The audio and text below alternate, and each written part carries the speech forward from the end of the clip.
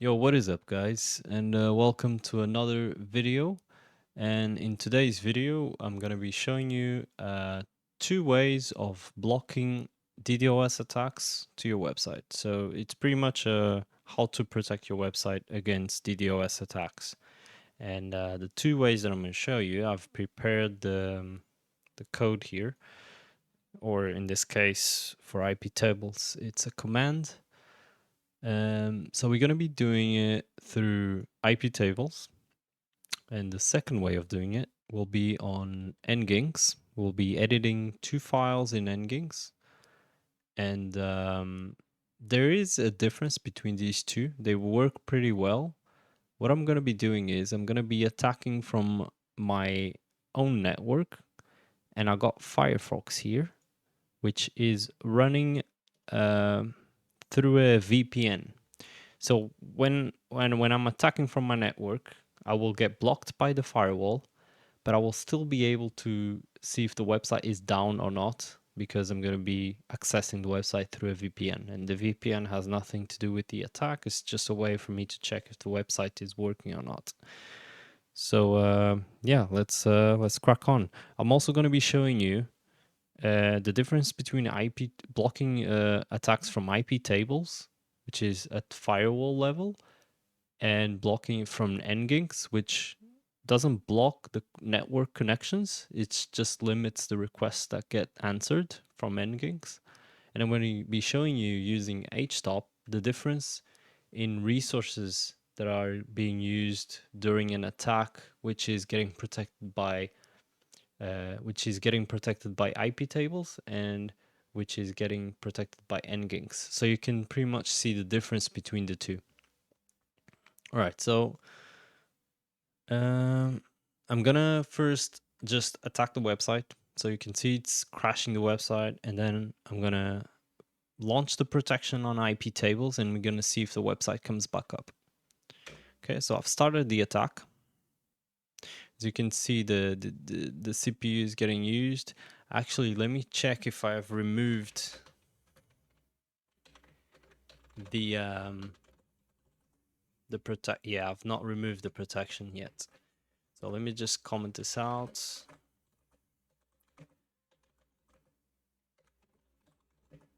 Okay, I'm just gonna comment this out just so it's not protected.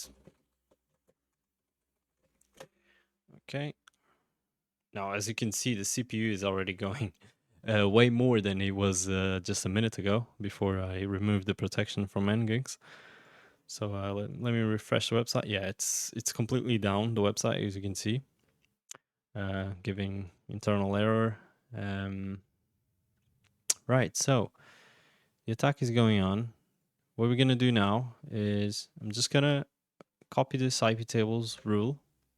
And actually, I'm going to explain it for a little bit. So if you're using SSL, you probably want to change this to port 443.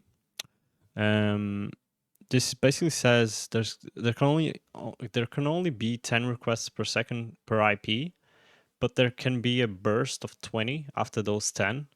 So it will still answer the other 20. And it's basically per source IP. That just means the IP of the user. And this basically means for everything else, just drop the connections. So it has to respect this. Okay, does that make sense? I'll explain the Nginx part when I'm introducing that part. So we're just gonna launch these two. Okay, so now the website is protected from the DDoS attack, and the website should be coming up back up soon. So let me just refresh the website. Hopefully it's back up. I don't know if I'm gonna have to wait a little bit longer for the connections to get blocked. Let's see. I can already tell from the attack, like each line that says request sent is actually a connection that got answered, and the number here in the front is basically the size of the content that it received back. So it's already really slowed down the attack. Like the attack is not getting as many responses as it was before. So as you can see, the website is back up. I'm refreshing the website. Let me search for some. As you can see, the site is working perfectly fine. I can refresh this. I can type here hello. It's sorry, and it's working perfectly well.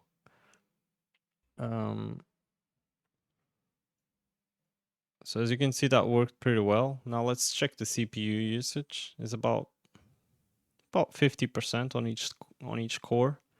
So it's not too bad. It's not too bad. We got 800 megs of memory being used.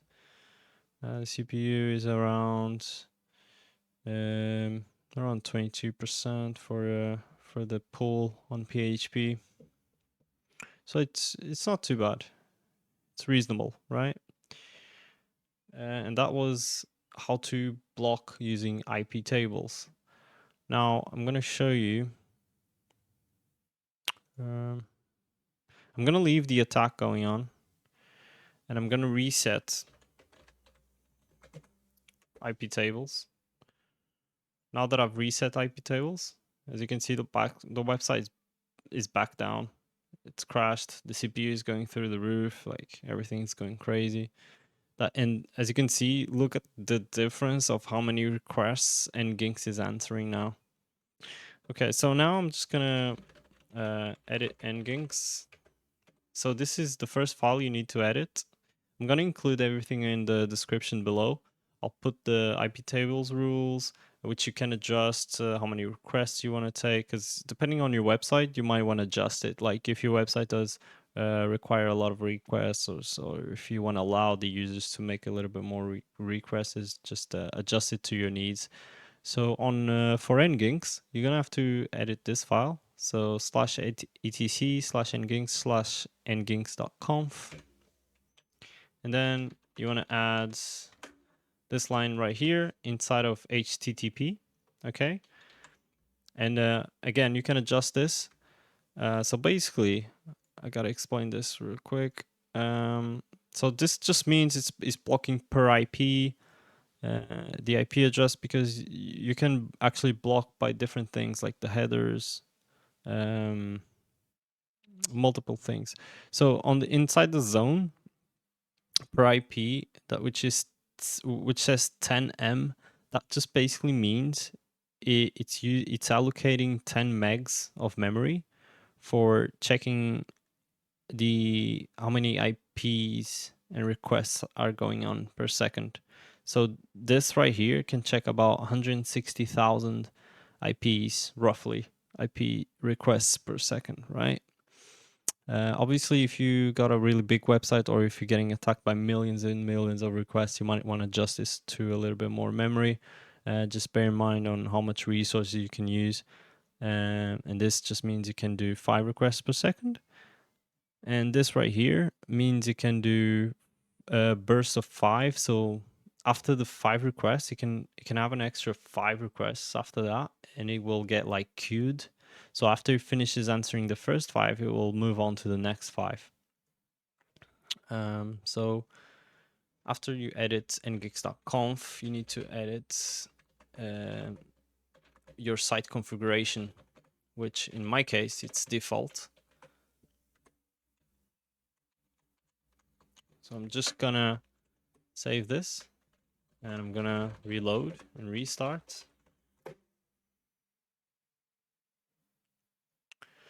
It might take a while for the attack to slow down. So now we're just gonna wait a little bit for the attack to get blocked. It can take a second or two, depending on how good your server is and how much bandwidth you got. But the CPU usage should be coming down now. Let me refresh the site. Yeah, it still says internal error. We're just gonna have to wait a little bit. Oh, and the site is back.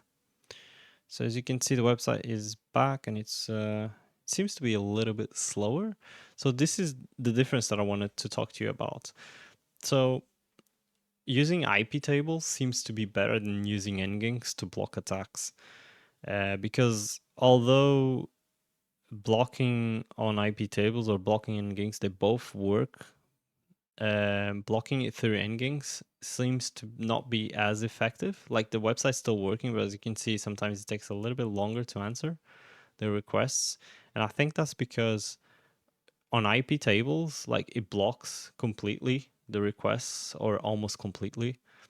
So it's not going through the network.